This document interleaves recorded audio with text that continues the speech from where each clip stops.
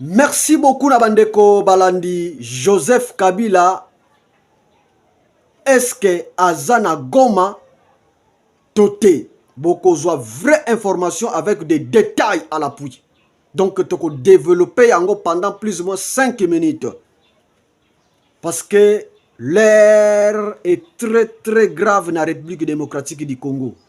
L'air est très grave. Ndeko Zala Mayele. Est-ce que Joseph Kabila a déjà na Goma Toté? Beaucoup d'informations vraies et fiables.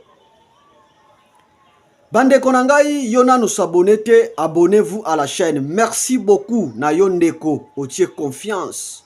Yako s'abonner na chaîne oyo po landaka vraie information. Biso toyaka te pona koyako kosa batu. To pesa kande ba information ndenge eza. Ndenge eza parce que lelo soki to bandi ko kosa okomona confiance ekosila. Confiance ekosila. Donc bande konangai yona no s'abonner, abonnez-vous à la chaîne, tia la place bakomi abonner, cliquez wana activer cloche ya notification ekosala biso kitoko. Joseph Kabila azana Goma toté. Tolobi Joseph Kabila azana Goma te.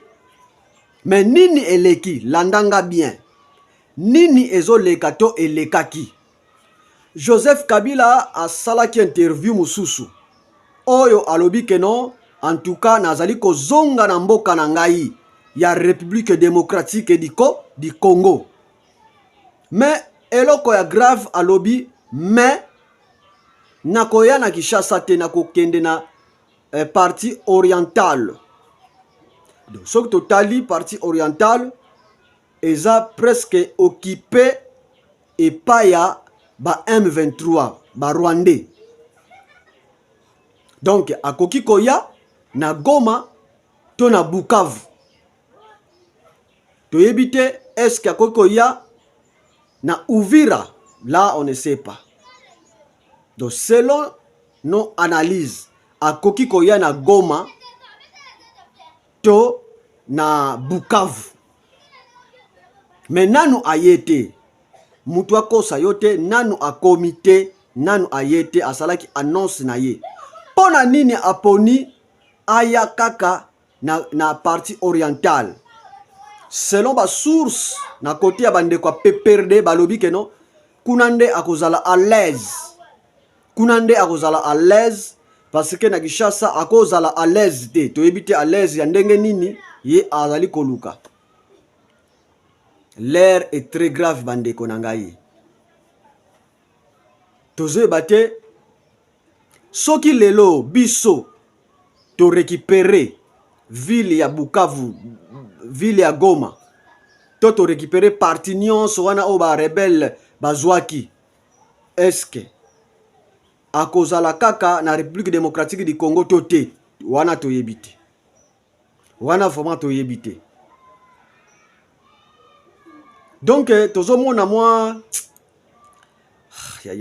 moi fi complication na ebita bino bozo landa biso. Moi complication ngande nazali komona. Moi complication moi muke. Mais to ebite tozo zela akan akoya na République démocratique du Congo. Kunande toko mekana lususu ko développer soki akomeli na Goma to soki akomeli na Bukavu to na Uvira, ça dépend ya ba cité to ville oyo ye akopona. Mais pour le moment eloko nazo confirmer bino Joseph Kabila nanu azongi na République démocratique du Congo te parce que nazo mona na ba réseaux sociaux que no azongi aza déjà non azate mais asali annonce na ye dans l'air grave. Merci bandeko na yo osabone na chaîne Nzamba Pambola yo tokokuta na lisusu na ba ezali koya ba information eza telema ebele. Merci.